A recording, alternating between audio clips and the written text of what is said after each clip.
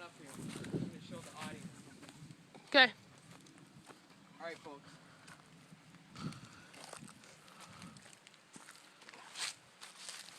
Now, okay. I realize that this is winter season, but I know this is all about the mammals going on right now, but I just thought I'd show you something for those of you that live in areas like this. This is a perfect setup for snakes. Now what you got to be careful about is when you live in areas like this, there's not just garter snakes and you know, queen snakes and stuff like that, and milk snakes. You've also got your venomous species, such as timber rattlers and copperheads. Those are the two species we tend to have here, more likely copperheads, less likely timber rattlers. This is the perfect setup. I thought I'd just tell you all about this. You know, areas in the rocks like that, like in there, it's just, it has copperhead labeled right on it.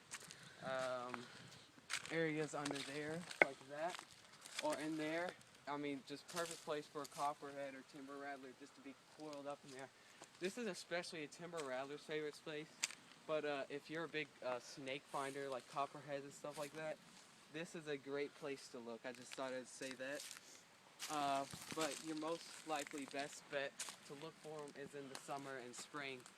Not that you cannot find them in the winter and fall, but I mean, you're more likely to find them in the summer and spring, because snakes tend to stay away. And I don't know, do they hibernate, Graham? Snakes. It depends which kind you're talking about. Honestly, I don't know as much about snakes as I do mammals. I'll just go ahead and say I don't know if they hibernate or not.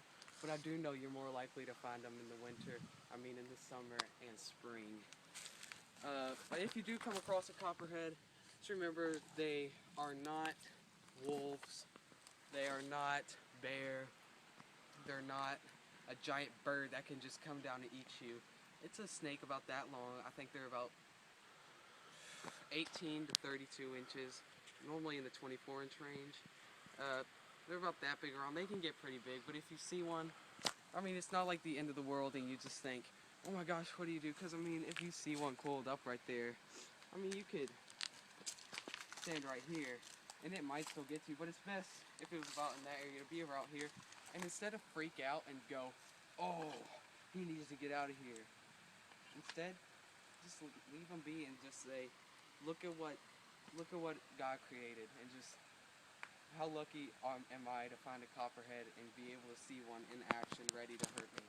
So copperheads, it's almost like they do plan to hurt you, but they're beautiful animals and you can't say that that's how they think. And we'll be right back with our next video segment.